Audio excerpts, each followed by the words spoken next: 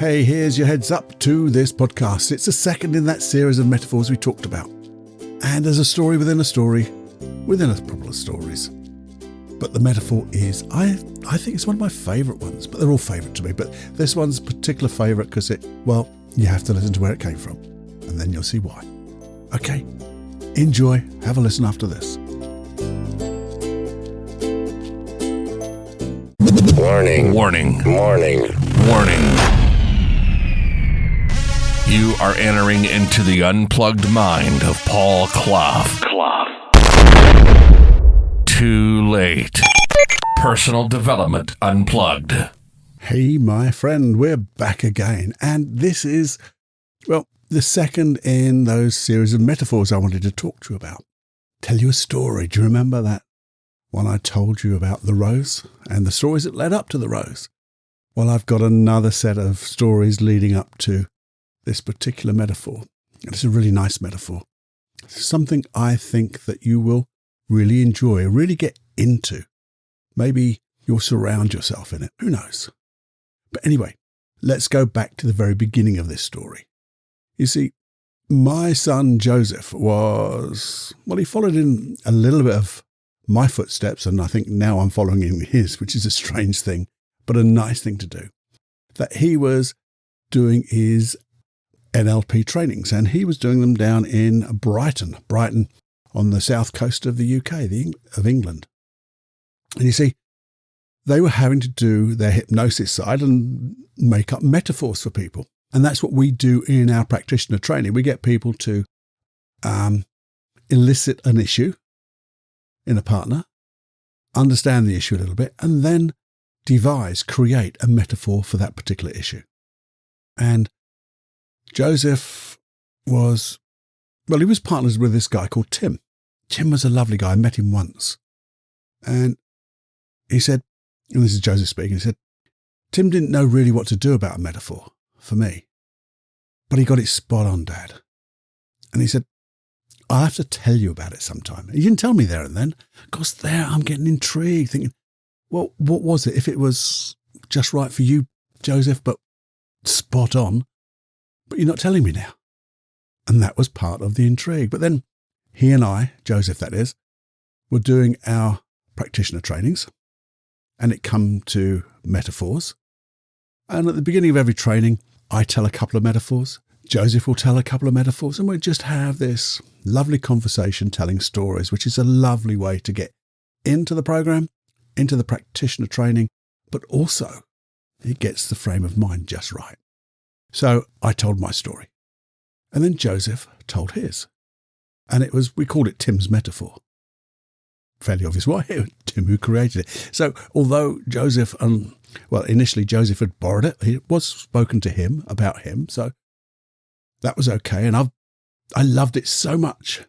Loved hearing it. Every time we did a practitioner training, Joe would get up, and I just knew when he said those first few words that, this is going to be, I love this metaphor. And I used to get lost in it every time. Now, here's the thing.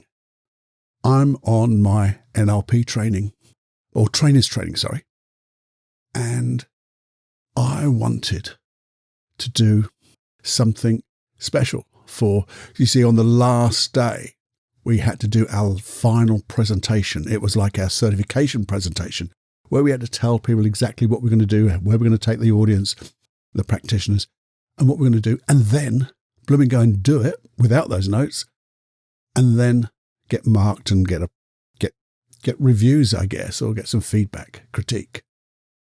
And I was struggling. And you see, my journey, I wanted to speak about my journey because it was a journey. It wasn't an adventure. I didn't like it very much. That part of my journey, what got me there, wasn't the nicest. I've told you a little bit about my darkest times, but this was as I was trying to come out of them, being sent away on this training. And I wanted to talk about how I felt that I had this is like a metaphor for me. I had this little candle inside of me that shone really bright. But then, over the course of time and this dark side that came over, or this dark time, not dark side, I didn't get taken by the dark side. It was a dark time for me. This candle got smaller and smaller, or so it seemed. And then going through various things and doing things with NLP, and actually now back on this training, this fire had been just fanned slightly. So it got brighter and brighter. So I wanted to do something with a metaphor to lead people into this talk of my journey. Now, I started to think, how am I going to do this? Because I really wanted to connect with them. And I thought about this little flame, this light inside me. And that reminded me of a time in another training where this guy talked about a metaphor, but he said it was true. And I'll let you be the judge of that, because what he said was, when he was a young child, he was on, don't know whether it was Jersey, Guernsey or whatever, but it's an island that in the war had been overrun by the opposite forces. Don't need to go there. But he said he was there way after, and there was a few old remnants left, like maybe a crashed out Jeep. You know, you see him on the movies and that. But he said, what I did find was, he said it was like a little mirror from a tank. He said a little mirror that they used to use to look into little crevices. And what he found out was, by taking this mirror, he could get the sunlight to reflect off it and shine into little cracks in the ground. And he said, I took that mirror in my pocket, and every time I worked with people, because he was a therapist, I could imagine using my skills as that mirror and allowing my skills to be reflected off that mirror into the little gaps that my clients would give me, so I could shine the light in. And as soon as I got a little gap with a little light, they seemed to get lighter. And their issues, well, they seemed to disappear, and the light got bigger and better. I thought, that's a lovely story. And it seems like it's a sort of true metaphor. And it's something that I do think about too, about shining a light. And it did go with that candle, that fire inside me. But I just wasn't getting it. And then I remembered Joe telling Tim, or Tim's metaphor. So a big shout out for Joseph and Tim. Now you see, what was the metaphor? Well, this is the one. This is what I'm going to tell you about. Tim was an underwater diver. Used to have the aqualung, the breathing apparatus and the air on his back and his weighted belt and things like that. And he said they often used to go out you had to go out with a buddy. And this time they were out on the sea. He said it was a lovely, lovely day. You had such a blue sky with just little puffs of white cloud gently drifting, and you could feel the wonderful heat from the sun. It wasn't hot, but it was lovely and comfortably warm. He said it was ideal. There was just a little breeze, and that little breeze just made the surface of the sea, because he was in the sea, just no big waves, but just to dance a little bit. And he said that used to reflect the light. And that's what got me there, you see, reflecting the light. But then he said, as we were going along, you could hear the water just gently hitting the front of the boat as we went along. And there was a motor at the back. Well, I won't make a noise of the motor. But there was this gentle lapping of the sea against the boat, the motor, the breeze, the sun. He said everything was idyllic. And he said, I went first, and I dropped down. So you go over backwards with all your equipment on, plosh. And he said, as soon as you hit the water, it went into that weird kind of quietness where there is sound, but it's like your sound in your head. Have you ever done that before? Gone underwater and you can hear things, but it's like some sounds are magnified and others just disappear. And that's what it was like, he said. And I started to go down. My buddy wasn't with me, but I didn't think about it at the time. And he said I started to go down towards the bottom. What do you call the bottom? The beach. Not the beach, the sandy bottom. Because he said I wasn't that deep of water, but it was fairly deep. It was fairly deep. And he said when I got to about 20 feet from the bottom, things started to change for me. Said it got even quieter. I could look up and I could see the bottom of the boat there and the reflecting of the light on all the waters. And there was like shafts of light coming through the water. He said it was magical. And then I carried going down, going a little deeper. And as I went deeper, I got to about 15 feet from the bottom. And it became even more magical. It was as if those shafts of light were just going past me. And I could feel as if there was like an underwater breeze just moving me gently. Not as if it was pushing me about, but just allowing me to float. And then I started to drift down even further to about 10 feet from the bottom. And then I went to 9 feet. And things have started to change even more. I got more comfortable as it went to 8, and then 7. And I got closer and closer as I went deeper and deeper. I was then to 5 feet from the bottom. Then 4, then 3. And then it was as if I was just there, floating effortlessly. The wonderful warmth of the water now, the light above the bottom of the boat, way up there now. But I felt just with me, I guess. And then he said what I saw was, and I couldn't make it out at first, it was like a dark shape, but it's a big dark shape, and it moved so fluently. And what it was, I noticed, it was a whole shoal of very small fish. And I'm sure you've seen them like I have on telly, on the TV, in those programs. And it was as if this shoal of fish would move all by itself. And it just moved. And he said, as I began to move one way, that shape got a little closer and moved the same way as I moved. And then I'd move the other way. And it was as if we were connected a little bit, because that shoal of fish, those little dark shapes, would follow me. It was like they were mirroring my every move. In fact, as I breathed.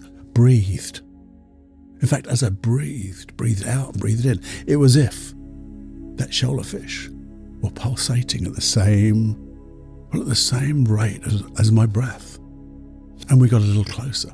And the closer we got, the more mirroring it was. I would go to the left, I'd go a little higher, a little lower, a little deeper. And each time that shoal of fish got a little closer, and they just mirrored me. And I didn't know if I was mirroring them or they were mirroring me. That's how in sync we were.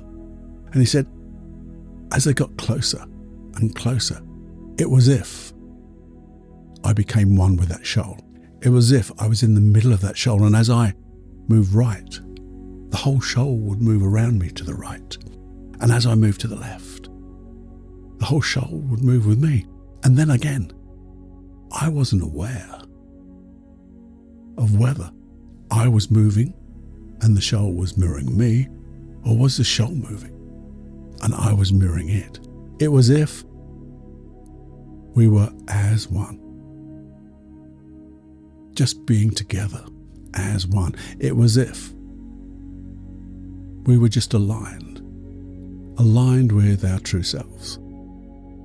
And it felt so comfortable to be in this, or with this connection. And I just lost myself in this connection. And it was as if I could learn things, deep things, or just understand things by being and having this connection. And then I began to move, because it was time to go to the surface. And as I began to go higher, away from the bottom, towards the surface, towards the boat, it was as if those fish, that shoal of fish, well, they just, as if by magic, they began to disappear one by one. Until I got really close to the surface now, and I could see the light, the sunlight reflecting and refracting through the sea, the surface of the sea. I could see the underside of the boat gently lapping. And then it was if I just broke the surface and everything was bright and clear and clean. And then suddenly my buddy came up. He'd been there with me all the time. He'd been watching. And he had such a wonderful smile on his face. He knew. And I knew. I'd learned something very special about me, about myself. And I don't know when,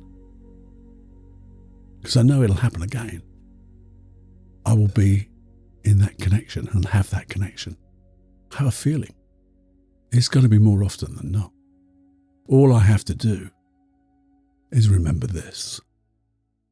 Now you see, that to me is a little bit like, I'm not going to tell you the meaning of the metaphor, because the meaning of the metaphor to you, to me, is going to be what it means to you. But to me, it was a little bit like when people go to find themselves. And that lovely saying, I think I've told you about it, I've got a book I think it's called very similar to the same thing. Wherever you go to find yourself, you're here now. So wherever you go, you're here right now. And it's a little bit, I don't know where I got this from. In every journal I have, I write these words. Never alone, never by myself, always with yourself. And it's something I do all the time. Every new journal has to go in. Sometimes I just put it in a sketchbook because it just reminds me, I am never alone. I'm never by myself. I'm always with myself. And again, wherever I am, I don't need to look for me because we're both here. You know, I have a name for my unconscious mind, which I will explain another day. I think I've done it before of how I got it, but I just have these words, you and I. That's what. And they are my unconscious mind, but they're also me and my unconscious mind, you and I. And it just seems to have that aligned connectiveness, if that's a word. So there you go. That is the second of these series of metaphors. I've still got 2, 3, or even maybe 4 left to come. I'm thinking, if you'd like it, maybe putting just the metaphor side, without the talk either side, the metaphor itself, in the hypnosis section on the website. Where'd you go for that? paulcloughonline.com/podcast. Just sign up and you'll get access to 50 or more hypnosis tracks. So there you go. Oh, if my voice sounds a little bit funny, then I've just been coughing. I had a coughing fit then. Managed to delete that out in the editing. Anyway, that was beside the point. So you've now got a series of metaphors too. You can always go back to them, have a little listen. And we hopefully we'll go deeper into metaphors. We'll go deeper into really, I think, subjects that need to be talked about now and need to be addressed in the way that can find some processes. Because things that are happening in this world, well, we need to do something for ourselves. And I hope to help you with that so we can really use time so valuably. And in that, I mean, we've got more time on our hands than we need now. And it's so easy not to do anything. So easy to get lost in the nothingness. So I'm going to be diving into some really good subjects, I hope. And hopefully you will come with me. So until next time, my friend, this is the end of Tim's Metaphor. Enjoy. And if you did enjoy this, by the way, if you did enjoy it, please do let me know. I do love the feedback. I'll start again. The email is feedback@personaldevelopmentunplugged.com. Send me that email. Tell me what you got. Tell me if you've got your own metaphor. I'd love to hear something like that. Or where and what type of issues that are maybe giving you a little bit of an issue. Well, issues do give you issues, but giving you that little bit of a problem. And we'll see if we can sort it out directly for you. Okay? So until next time, you will hear from me right then. Well, I hope you enjoyed that podcast, because this is me, Paul Clough from Personal Development Unplugged, where I'm just trying to deconstruct, as they call it, deconstruct the complicated so we can make life easy and richer.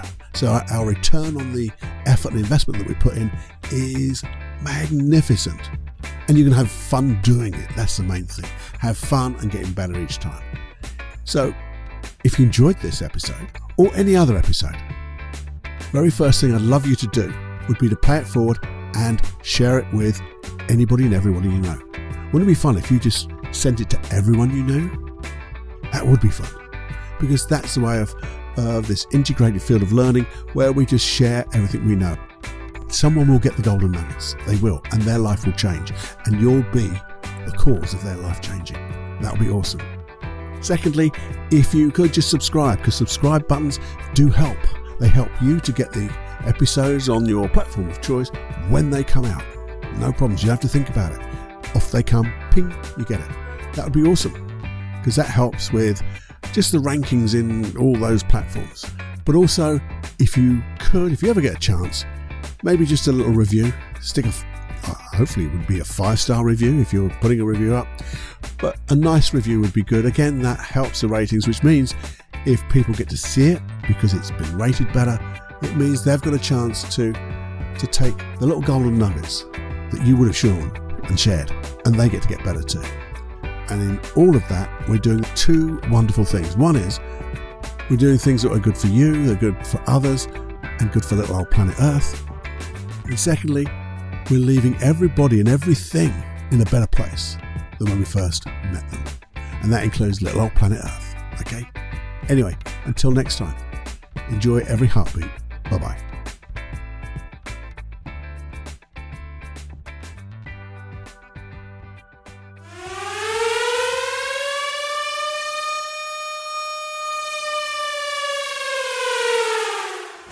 Warning, you are now leaving the unplugged mind of Paul Clough. It's time to fly on your own. Be brave, my friend. Personal Development Unplugged.